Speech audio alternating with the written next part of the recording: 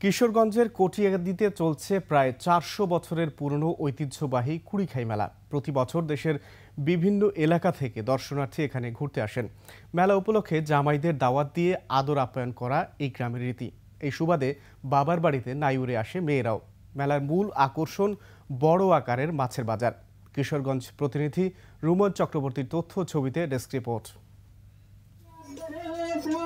প্রায় ৪০০ বছর আগে কিশোরগঞ্জের কটিয়াদীর কুড়িখাই এলাকায় আস্তানা গাড়েন ১২ আউলিয়ার অন্যতম শাহ শামসুদ্দিন আউলিয়া বোখারি রাদিয়াল্লাহু। এ সাধকের মৃত্যুর পর বাৎসরিক ওরস ঘিরে শুরু হয় আয়োজন। পরে তা গ্রামীণ মেলা রূপে হয়ে যায় সার্বজনীন উৎসব। এ মেলা ঘিরে আশপাশের প্রায় ৪০ গ্রামের মানুষের মধ্যে উৎসব বিরাজ করে।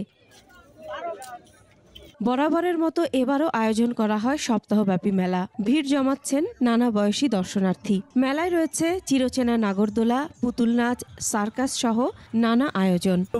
মেলাতে ঘুরতেছি, অনেক মজা লাগতেছে। এটা আমাদের ঐতিহ্যবাহী একটা মেলা। বাচ্চার জন্য খেলনা কেনার জন্য প্রায় ১.৫ কিলোমিটার এলাকা জুড়ে মেলার মূল আকর্ষণ বড় আকারের মাছের বাজার। কুড়িখাই গ্রামের দাওয়াতি জামাইরা এসব মাছের মূল ক্রেতা। মেলা থেকে মাছ কিনে শ্বশুরবাড়িতে বেড়াতে যাওয়া এখানকার পুরনো রীতি। শ্বশুরবাড়ি থেকে আসলে মাছ নিয়ে যেতে হবে বাধ্যতামূলক। নতুন শ্বশুরবাড়ির বড় ধরনের একটা মাছ নেওয়ার জন্য জামাইজুরা মাছ টাছ নিয়ে আমি বড় বল বেচছি। আমি প্রায় ৩০ বছর যাবত এই মেলাতে ব্যবসা করছি।